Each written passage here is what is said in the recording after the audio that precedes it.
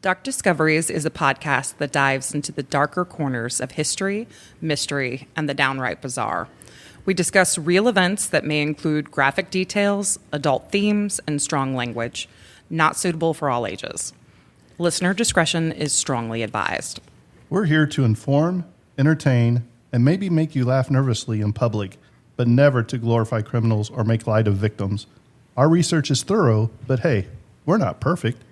We don't claim to be historians, so if we get something slightly off, blame Jackie.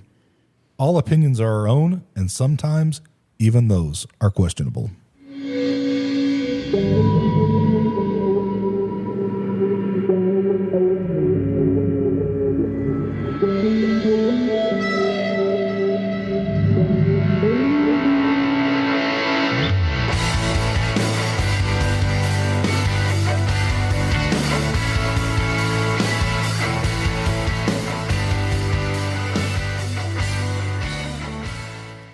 Welcome back to Dark Discoveries. I am one of your hosts, Jackie Johnson, and I am joined with Jimbo.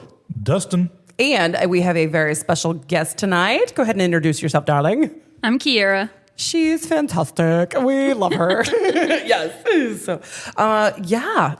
Jimbo, you want to start us off tonight? Sure, I'll start you off. All right, good, because I wasn't ready. Wait a minute. Oh, no. You introduced your guest, but didn't let her really tell you who she is and why she's here or what she does. Like, got to give her a moment to shine. Come on. Okay, well, mister, you are an expert on these interviews. Go for it, Dustin. I'm good. I know. I see how it is. I know Sean went to a big promo on himself. Dave went on a big promo for himself. Justin Rimmel got to. Okay. It's a thing. They have to say it. Well, lead us in, Dustin. It's your guest. She is my guest. Okay. This is one of my absolute favorite women in the world. She is a talented, beautiful actress, singer, and teacher. Please tell us a little bit about yourself. Well, a little bit about me. Okay. I teach choir at Frankfurt High School. And I like to participate in different acting opportunities around the community, and like Red Barn, summer theater. That's what I do with my summers a lot of the time. I don't know. Our listeners actually don't know what the Red Barn Summer Theater is. Yeah. They know that we have been there. You want to give them a little plug? Okay. Sure, yeah. Mm-hmm. So it's a professional theater that's only open during the summertime. And we put on 2 plays and then 1 musical. So it's always a 3-show season. We put on a lot of comedies for the plays. A lot of times they're more farcical. So you're going to laugh a lot if you come out to the barn. Yeah. And we've got a website. It's just redbarntheater.com, I think. Yeah, it's Red Barn Summer Theater. Red Barn Summer Theater, yeah. What has been your favorite play that you've been in? That one's tough. I play probably this last summer, The Cottage. That was a lot of fun. If you haven't seen The Cottage, it is to die for. It just came out. Like, what, you guys were only the second theater ever to perform it? Yeah, I think so. It was hysterical. If you get the chance, go see it. Yeah. Yeah. Mm-hmm. Yeah, it's a great show. And then musical, my favorite one that I've been in out there is definitely Young Frankenstein. That was 2 summers ago. And that was just so much fun. She was Frau Blücher. Yes. Oh, she killed. It was. I don't think I've ever laughed that hard. One of my friends and I were in the audience and we were quoting every line under our breath and laughing hysterically. To the point of where the couple in front of us turned around at the end. They're like, wow, you girls had a really good time. That's one of my favorite. Right. I have no idea. I was like, it was amazing. Yes, she is phenomenal. Well, thanks for joining us tonight. And see, we broke the ice, and now she will be more than happy to participate in our shenanigans. She was going to participate anyway. Now she's super knowledgeable, but now she's comcomfortable. Well, we have Dustin every week, so you're in good company. Fake it till you make it. Absolutely. Sure. All right. Unless it's reading a script, right? I fake write those too, so it's all good. All right. So tonight I'm bringing you the story of the strange case of Gloria Ramirez. Dustin, do you know who that is? I can't say I do. And you told me what we're going to cover, so that tells you how interested you got me in it. Can't even think it.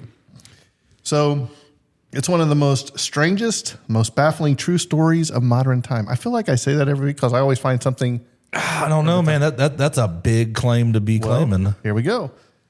So it's a woman whose very presence in a hospital room left doctors and nurses unconscious, terrified, and seeking answers. It's a story that has haunted medical professionals, baffled scientists, and fueled wild speculation for decades. A story where science meets the unexplainable, where life and death collide in a way that still defies understanding. Ghost. What was that? I think that's a ghost in here. Did you hear that? There's a knock.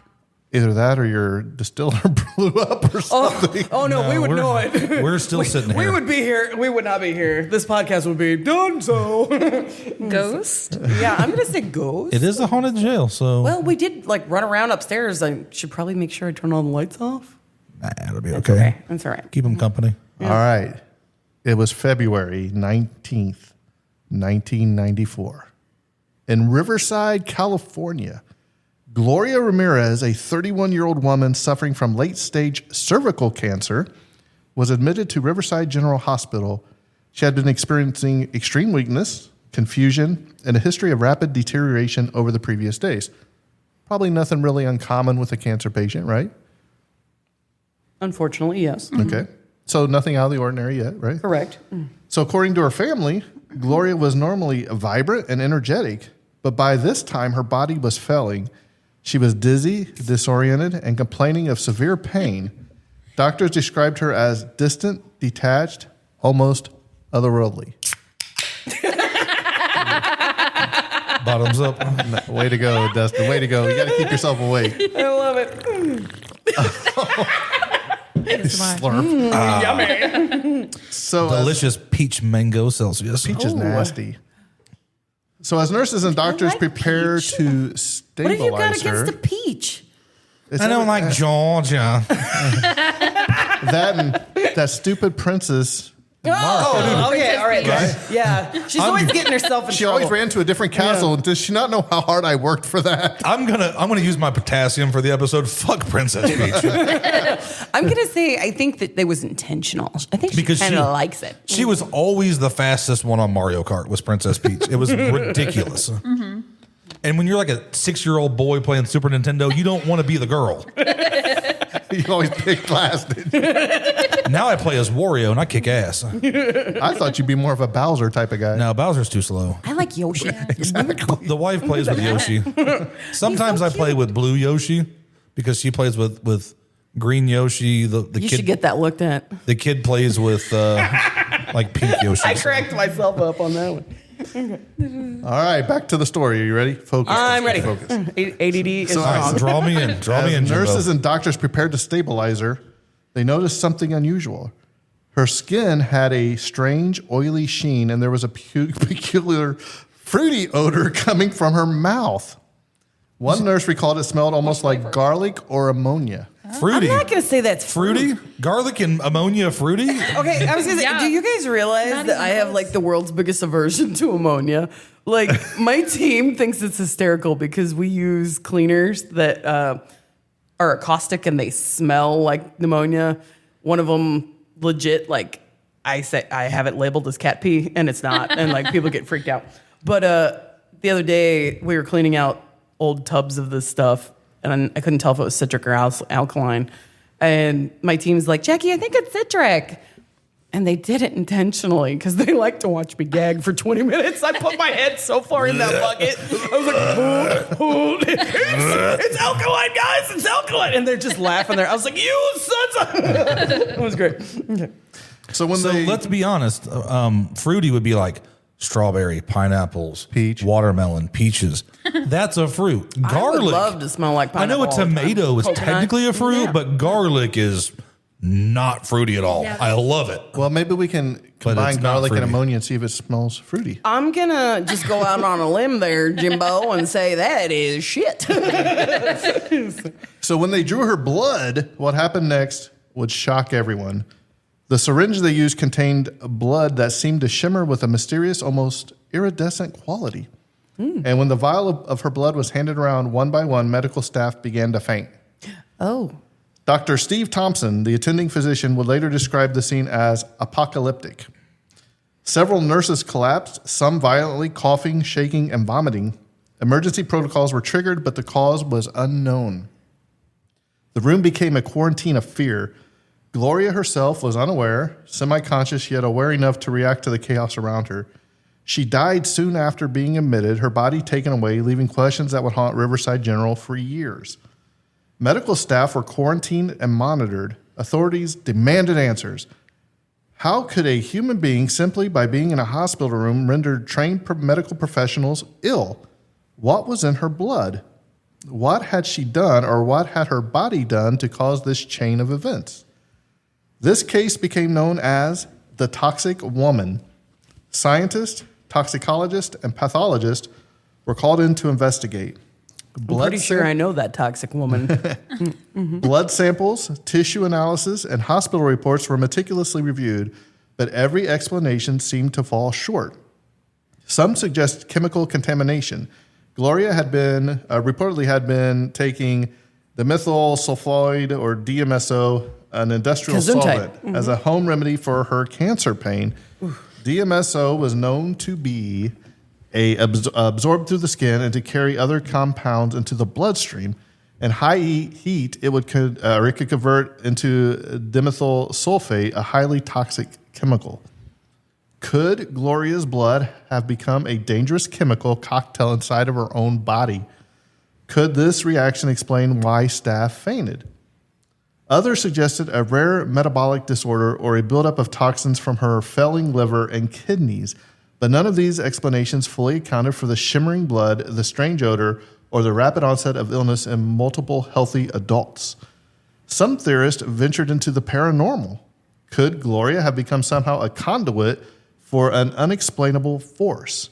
Some staff reported feeling an unnatural presence in the room, a sensation of dread, fear, or something, quote, off in the air.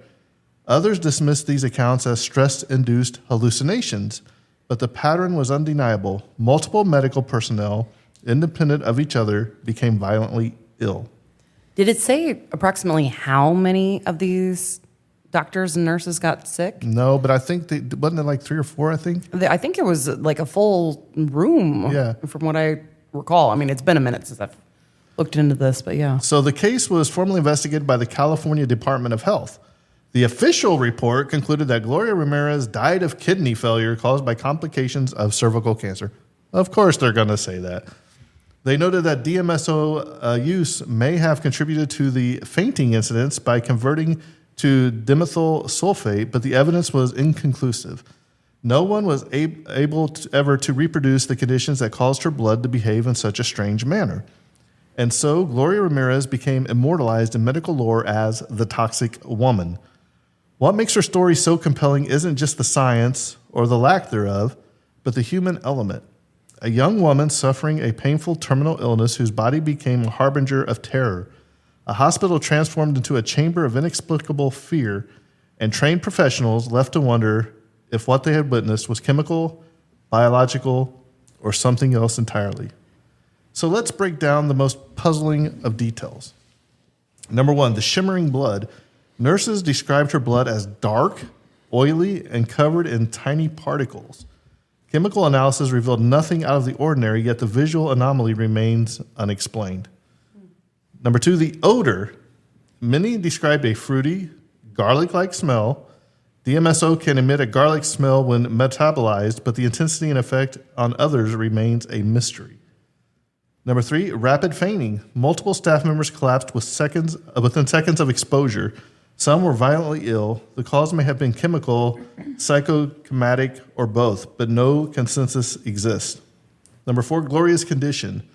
Late-stage cancer, dehydration, and organ failure may have played a role, but cannot fully explain the hospital-wide incidents. And number 5, conspiracy theories. From alien influence to toxic supernatural possession, the story has inspired endless speculation online and in fringe circles.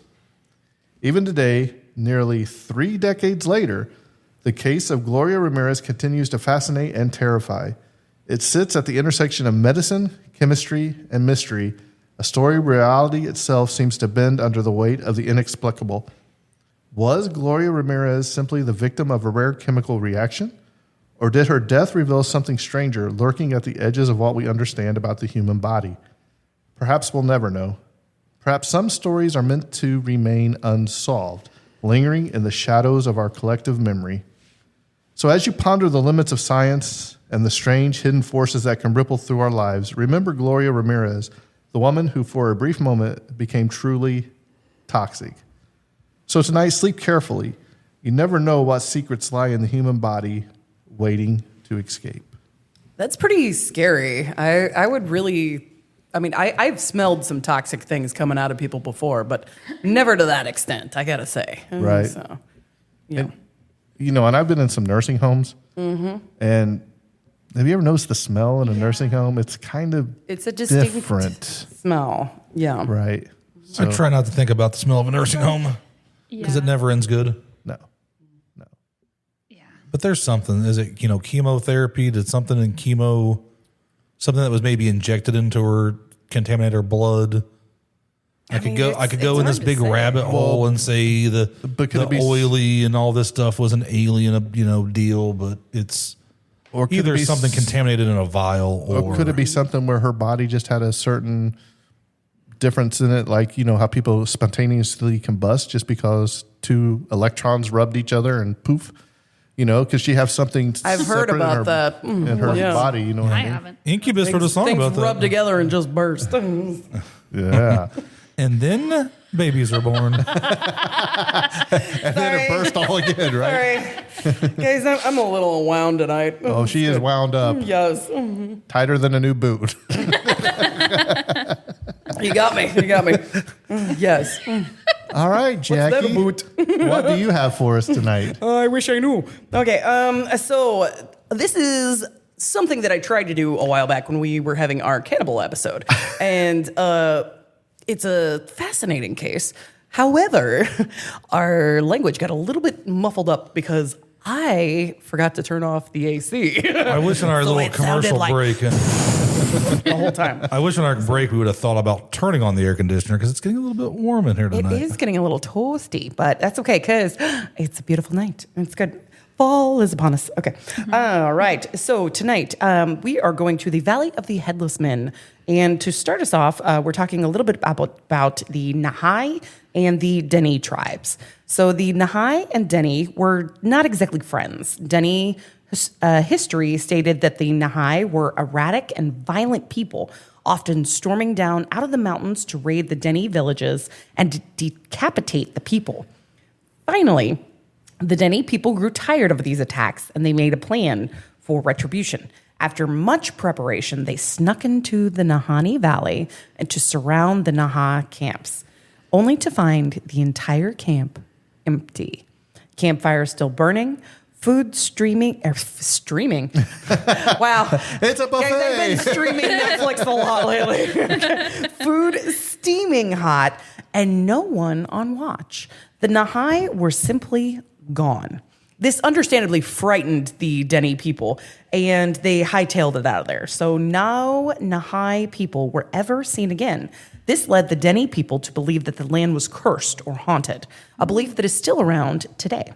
It is widely believed that the Nahani tribe was a nomadic group of cannibals who claimed the region as their own and everything within the region.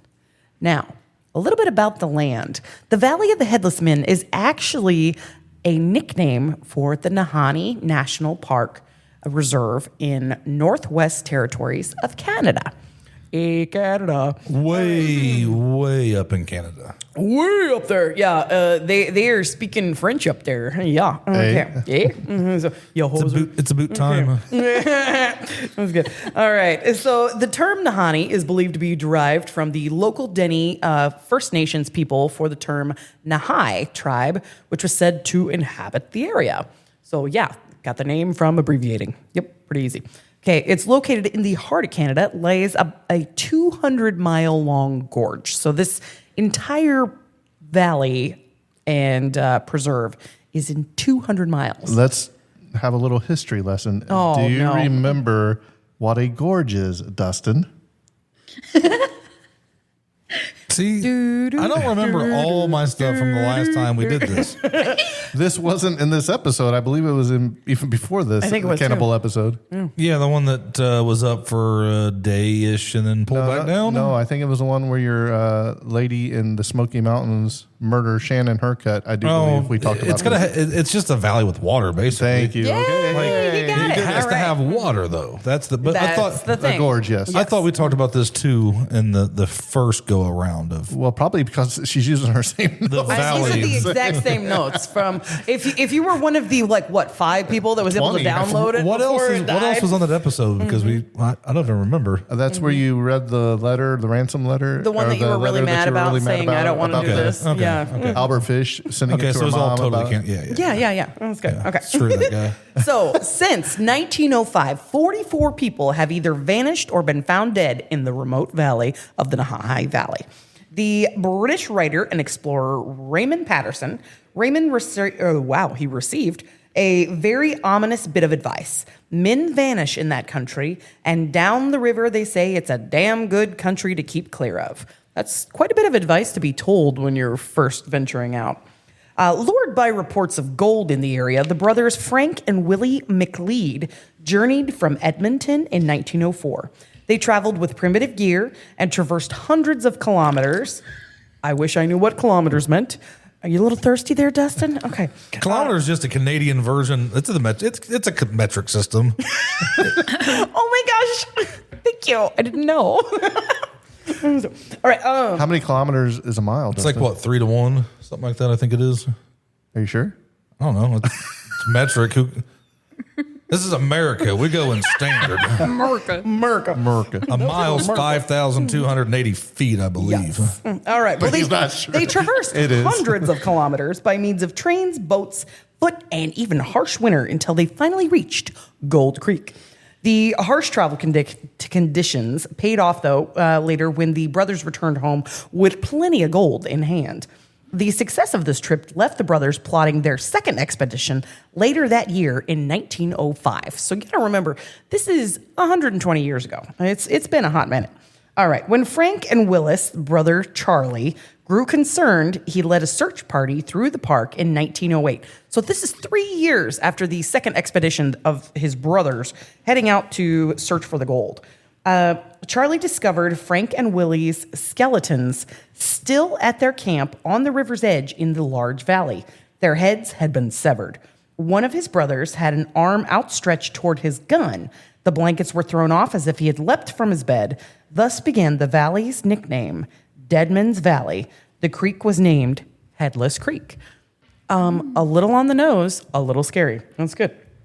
Willie and Frank are not the only ones to have died or gone missing in that 20th century. The Scottish engineer traveling with the brothers was never seen again. So he was rumored to have tried to go out and run out, and they've never found his remains. So I'm not sure what happened to him. A Yukon prospector, good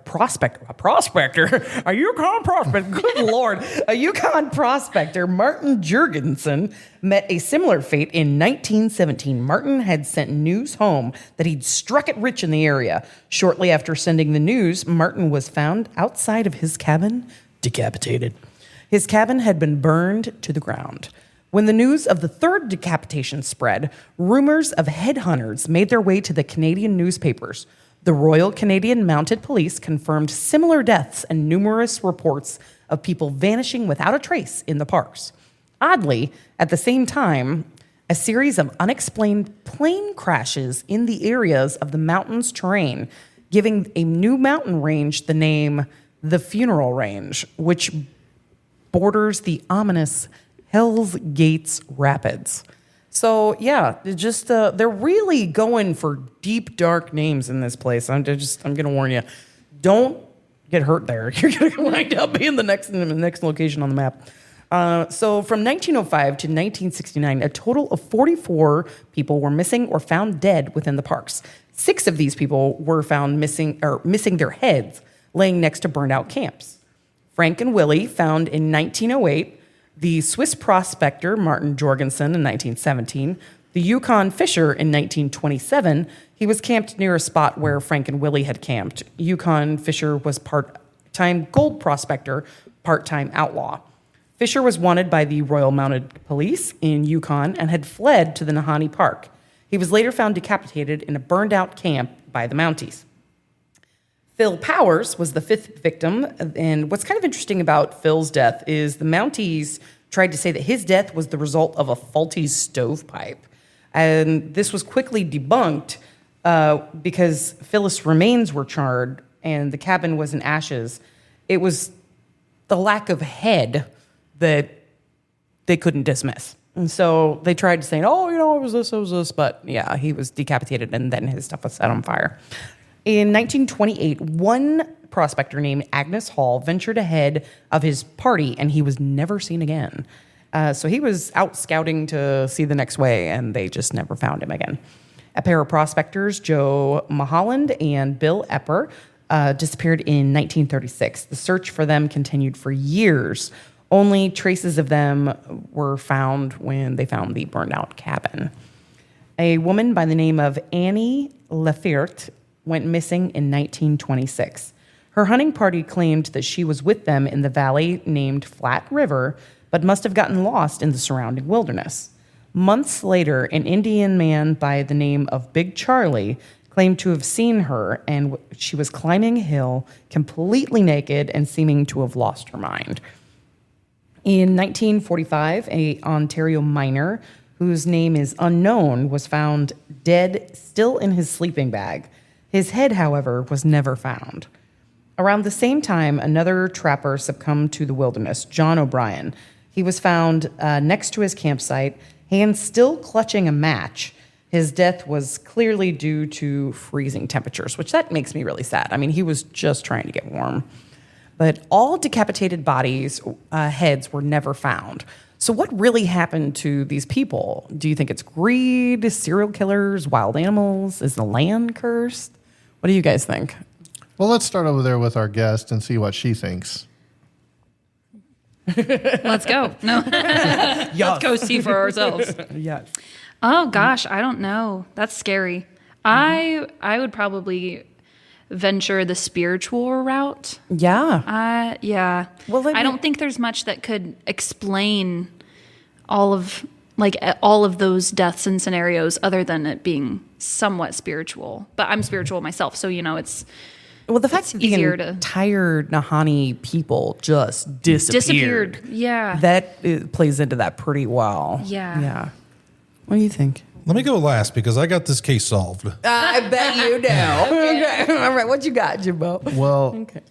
you ever heard about those people, even in the United States, like in the Appalachian Mountains? Feral people that live in the that woods? nobody ever Turn. sees. Exactly. seen that movie? Yes. Yeah. So let's face it. What is it like? 70 or 80% of all of Canada lives within the first 100 miles or something above the border. Yeah, Canada's still one of the great unknowns. Right. Because There it's is such so a much vast- wooded areas up there. Could it Good be for people to hide. Yeah. So could it be feral people? Could it be a tribe of cannibals? Could it be satanic rituals? Could in it be 1905, I'm going to say no. a serial killer? A serial killer I would be interested maybe a in, though. bear, but that's still not what it was. But keep going. What are you going to say? Cocaine Dolly bear. Parton? Is that what you're going to say? Dolly Parton wasn't alive in 1905. What kind of crap Are you is sure? that? Yeah, she's old, but she's not that old. She is the princess. Yeah. Yeah, I don't think it's like aliens or anything. I think it's something in the woods, and I don't think it's an animal. I think it's a group of people. It could be It could be the like Nahanni a people. Canadian Indians. You're getting a little warmer, but you're not quite there. Who, me? You're getting a little warmer. All right, Dustin. All right, what you Dustin. got? The official story. Are you ready? Oh no. Okay, the official story by Rocky Dustin. and Bullwinkle Let's clarify. turned evil. No.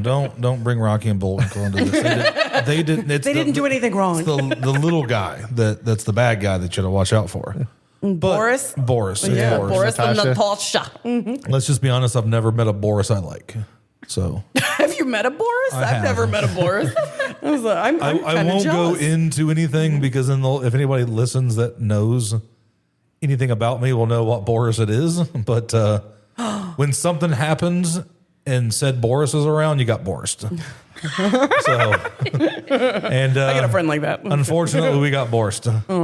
But so the real story, you said gold. Yes. So A lot of these guys were prospectors. So what happens when they say there's gold? Everybody goes looking for it, just like California, just like Alaska. These guys are going with guns and they're going with knives and they're going with God. Everything they need. So what happens is, I don't know how big that tribe of Indians were, but the prospectors either shoved them further north or they decimated them. And then you found some gold, you wrote home, now I killed you, decapitated you, set your place on fire. You think it's something spiritual, something evil, sadistic. It's going to keep you out. I'm just trying to keep you away from that gold. Well, you know what? You're onto something there. Because greed is the root of all evil. Have you ever seen the movie The Treasure of the Sierra Madre? No. You need to check it out. It's about three guys that go into business. I have watched The Curse of Oak Mountain or Oak these Island three guys, or something for a little bit. But they it go lost out me. west and find gold, right? And they're in a partnership. But what happens? Greed takes overcomes. over. So, they start talking, hey, if we kill him, we get All 50%. the money. Yep. And then if I kill you, I get it all. Exactly. So it's the same as if you look at it's a great, I think it's Humphrey Bogart movie. You need to check it out. It's really good. all the times there was gold rush, what happens first? Somebody finds gold, people come in to profit. So now your equipment costs 10, 20, 30, 40 times what it cost before. You have to pay dearly. You get in, you find something, you're going to restock your shelves because those people are no longer there. Gold's being found. You're making money. You're luring people up. And you do a few cases of killing people and doing this and that, and people are going to probably stop coming up. That's probably why there's not a gold rush in, mid Canada right now. But it's just awful. It's kind of crazy, though, because after they were decapitated, what happened? They burned them. They burned They them. burned them because they're trying to scare you, make you think it's Think something. about what 90% of Canada is. It's Forest. yeah, it's for They're lucky they didn't burn down half the That's just entire it. continent. Yeah. Well, how cold was it out? Because Canada's Well, Further one up north. prospector did freeze to death. so you don't have to yeah. worry I about guess that's spreading a good too much point. in the wintertime. But I was thinking, is there any animal or any cryptid that there's many. no Bears? that just eats the head and leaves the body? Oh, that's interesting. I haven't heard of one that just eats the head. Right. I'm sure the But- heads were put somewhere out of the way. Maybe they were, It's hard to eat around. left out for animals to eat. or maybe they made them into shrunken heads. Hey, there you go. That's Could have, and you're just yeah. going to keep making the legend. That's all you're doing is just you're there hyping it up. There are theories about it. Some theories are gold prospecting rivalries, theft, animal attacks, cannibals, and supernatural forces. But wait, there's more. Okay, our story doesn't end there. Some areas of the park is closed to visitors, which has fueled a lot of speculation about supernatural or paranormal activity within the park. While the park claims several of the closures are for ecological or cultural preservation, others believe these closings are to hide much more dangerous presences of something that is a very larger. common thing in Canada that they will take certain patches of land that you're not supposed to ever build on. That way, when things happen, you still have Well, essentially, that's what the national land. parks here, even in the United States, are supposed to be. But yeah. But do we all remember that famous M. Night Shyamalan movie, The Village? Shyamalan. The Village. Yeah. Remember they were Adrian all Brody's in that one. They were I don't like him. all they were all living in that village, and what happens? They send out the blind girl to go, and what happens? She makes it all the way to the end, and she climbs the fence. Just to have a conservation officer show up and say, "Oh, we got one out." They have to put her back put her in back the in. village because that was all needs fenced off. That was medicine. all fenced off. Yeah. So maybe they do that to keep the preservation of Maybe the Nahayani people of are the in Nahani there. people. Or because think of Sentinel Island.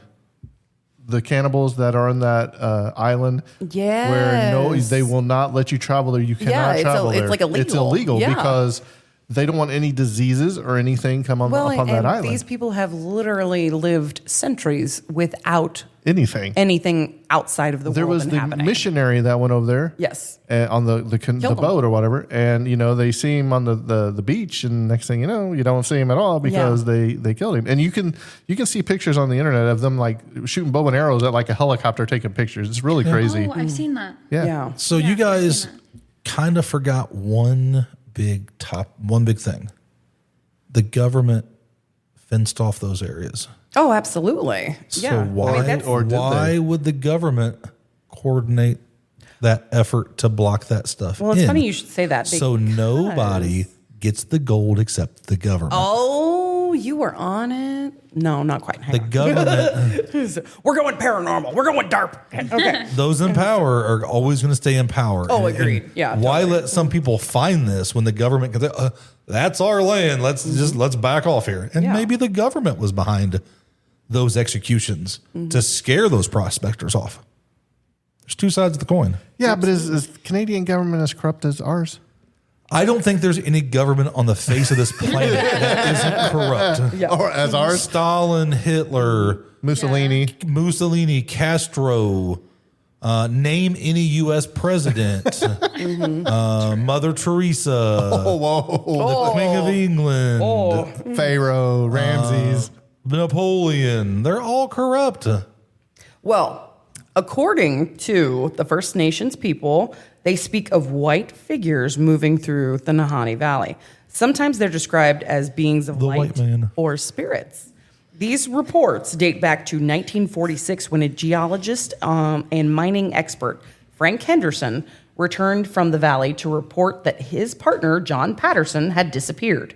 Henderson and Patterson had agreed to meet at a point near Virginia Falls. The first to arrive would leave a message on a large tree, and that way they both knew that who had arrived first. Henderson arrived first, left the message before traveling into the valley. After several weeks, Henderson returned to the tree only to find no message from Patterson. So Henderson and his group of indigenous packers camped on the location for a few days to wait for Patterson. One night, Henderson was awoken by a member of his party. He warned him of the white figures moving along the valley. Despite Henderson's argument that it was just reflection of the Aurora Borealis, he was unable to convince his companions to stay. They left him soon after. John Patterson's body was never found. Frank Henderson was later quoted as saying, "There's absolutely no denying the sinister atmosphere that the whole valley has. The weird, continual wailing of the wind is something I won't soon forget." The Nahanni people speak of the land being cursed by vengeful spirits and a place where those that enter often never return. Henderson decided that he needed to backtrack to find Patterson. All of his native companions refused to re-enter this area. Eventually, Henderson went on alone. He spent the rest of the season searching, though he never encountered the white figures that they had seen previously.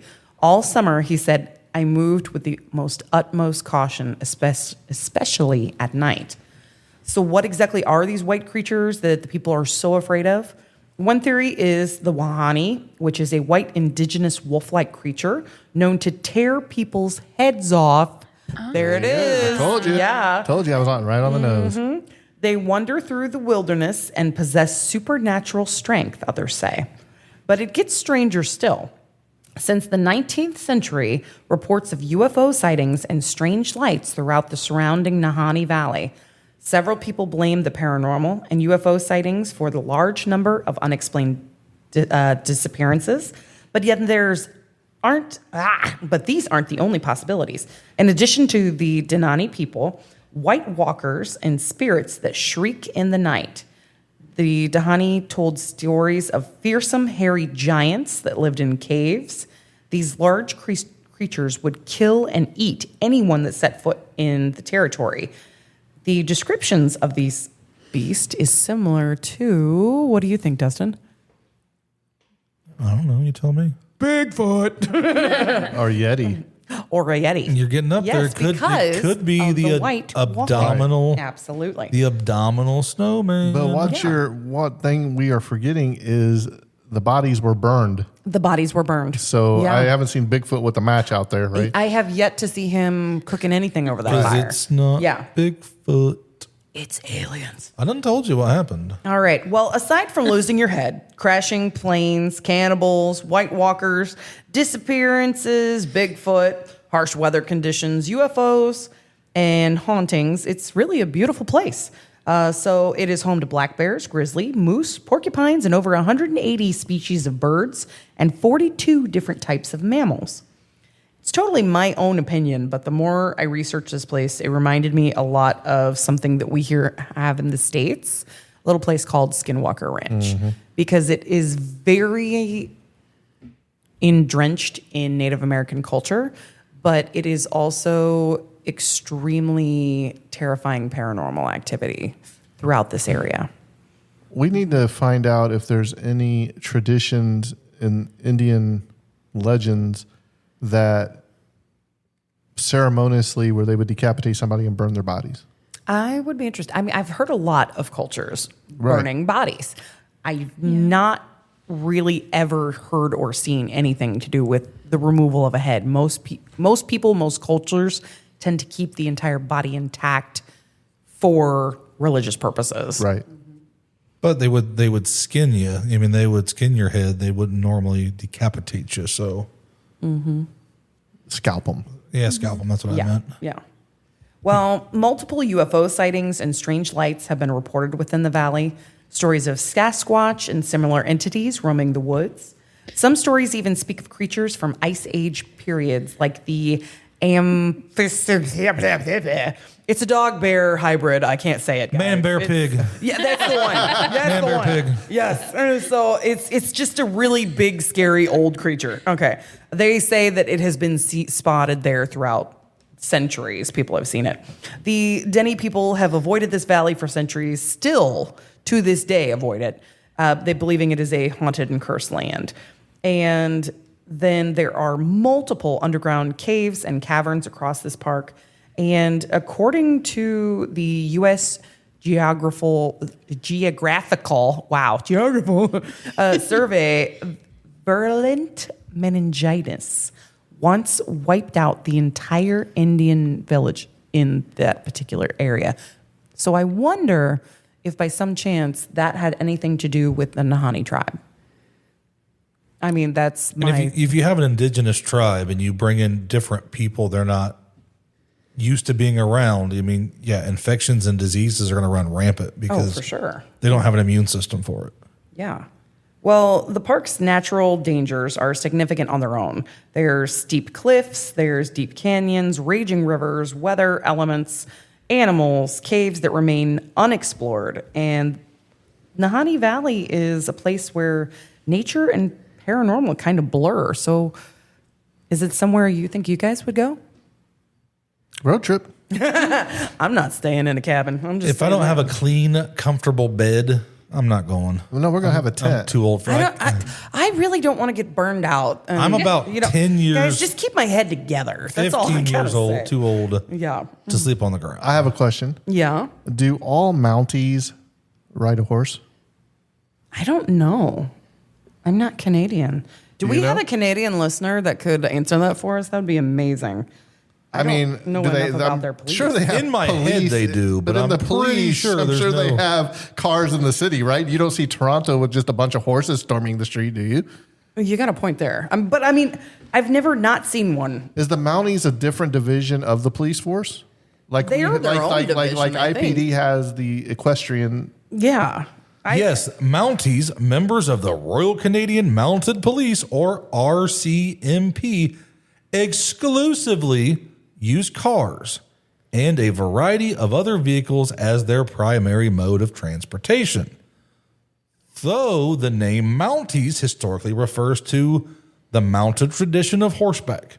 Today, the RCMP's fleet includes thousands of patrol cars, trucks, snowmobiles, ATVs, airplanes, boats, and various policing for various policing duties across the country. You remember Dudley Do-Right? You're talking 1905, turn of the century of the 20th century. Is it 20th century? The turn of the century in the 1900s, cars were not a big thing. You went horseback, so that's just dated. They just kept the name. Man, that's really disappointing. Is your history lesson. I really wanted them to all be riding horses. I'm sure there's still some horses that they use for show or certain areas, but not. I gotta ask, would you ever ride a horse for work? I no. Have you seen? Have you seen how big I am? I am not going to put that animal through animal torture by making it carry me around. It's just So, final thoughts on that. What do you think, my dear? Would I go? Ooh, Yeah. probably not. Well, I don't know. During the day, like a day trip, just to Yes. visit, but staying the night in one of the cabins, no.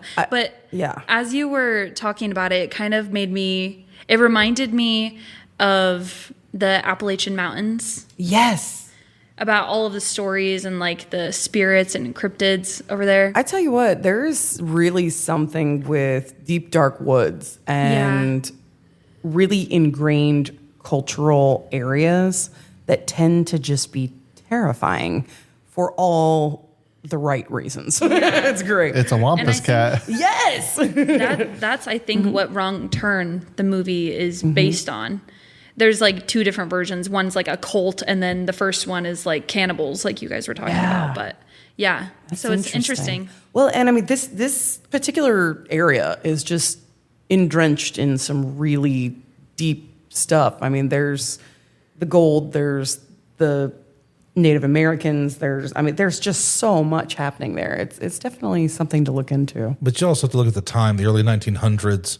What was the populations going into 1900 of the Native American people to where they were within 10 or 15 years of that? The population are being herded and shift different ways.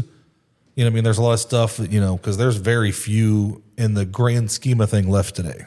Yeah. They're still out there. There's still tribes. There's still pockets, but it's nowhere near what it used to be. But especially with the Denahi people just totally disappearing, right?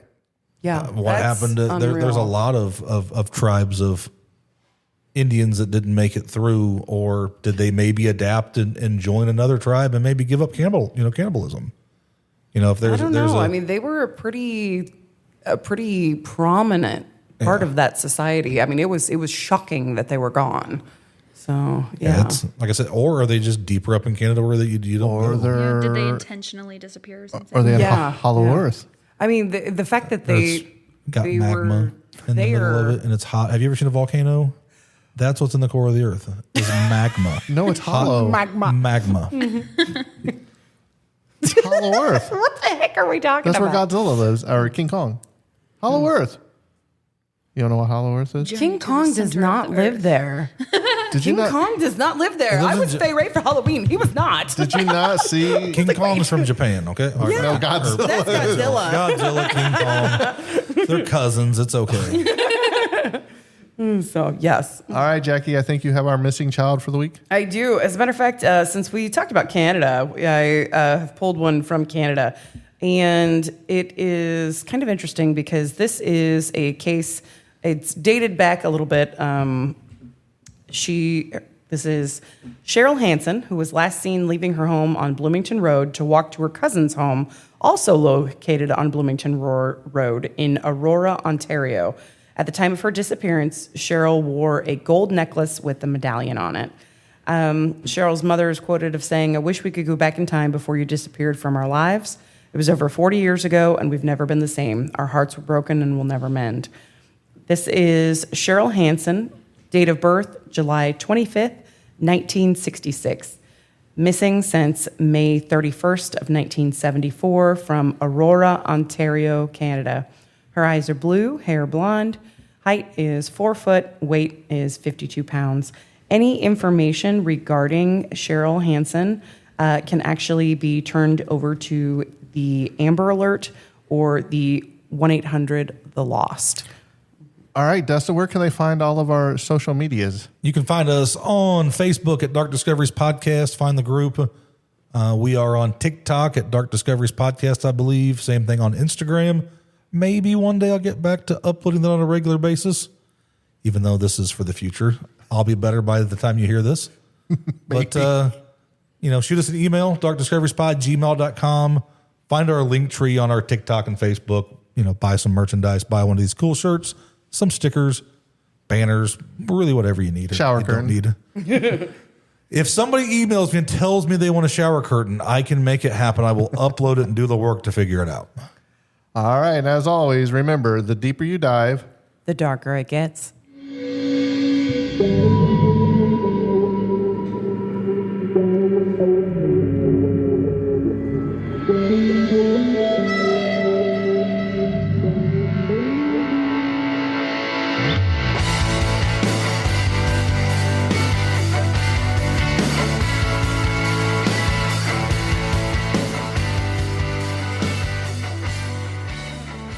Oh, Canada, our home and native land.